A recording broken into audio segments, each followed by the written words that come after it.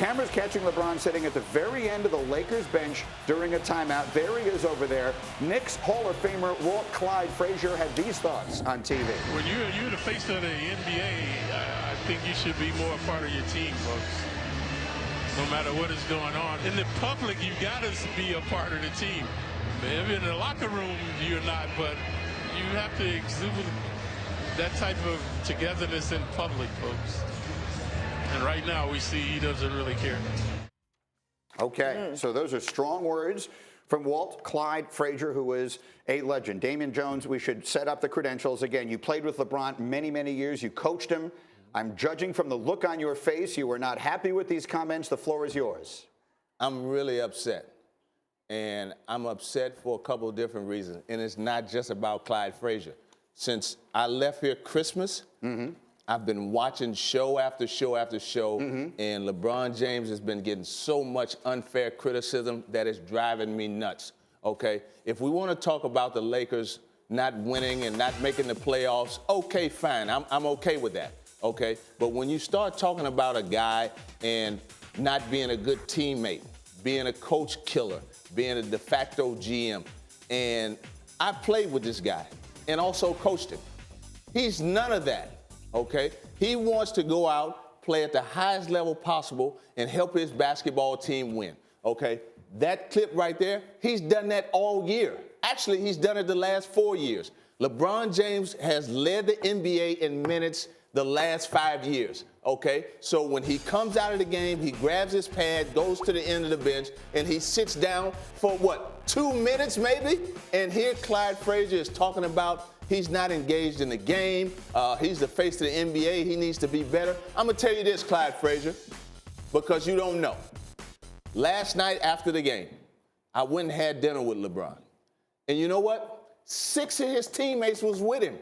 So if he's not a good teammate, he's not a good leader, he wouldn't be hanging with these guys off the floor in New York City. Come on. And this is not just for Clyde. This is for everybody that's taking shots at LeBron James.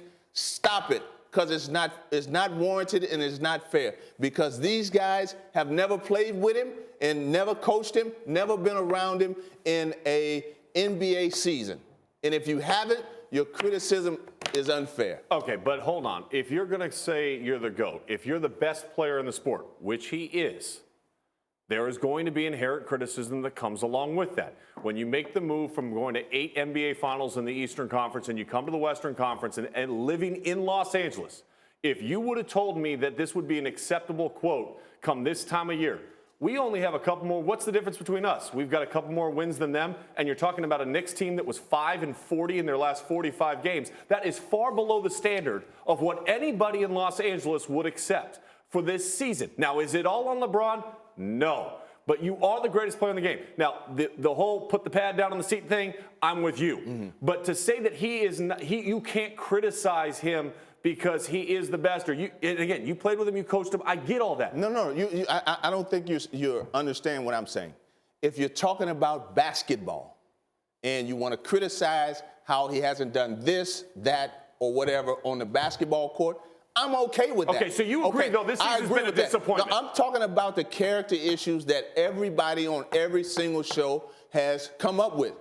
Mr. Greenberg last week saying that, you know, I watched him last week. He said something to the effect of he's not a good teammate. He's a coach killer. He's not a coach killer. Now, Did you say that? No, I didn't say that. I've never said that about LeBron in my life. I think I don't know exactly who said it. I think I know who said it. But let's deal with the substance of what you say. I definitely didn't say that. But what I do believe is an issue with LeBron James, with this team, is that I don't even know that this was the wrong thing to do. But I believe there was a perception amongst the younger players on that team that LeBron tried to trade them for Anthony Davis. And I feel that fractured that group in a way that they never were able to quite put it back together again. Does that seem reasonable? It seems reasonable. And I think that the fact that he said that he would want to play with Anthony Davis made it seem that he went to Magic and Rob Pelinka saying, hey, trade this guy, that guy. I don't think he did that. Okay. Now, if it comes out and it said that LeBron publicly went to Magic and Rob Pelinka and said, hey, you know what? Trade whoever you have to trade to get Anthony Davis. then okay, I understand. But I'm just saying the character issues. If you want to say he's not making free throws, okay. If you want to say his three-point percentage is down, I'm okay with that. But the character issues, if you haven't been in a locker room with him, on a team with him, and in a building with him, I'm not going to stand for that because that's not fair. Real quick, because we got to move. Who were the players that were at dinner with him?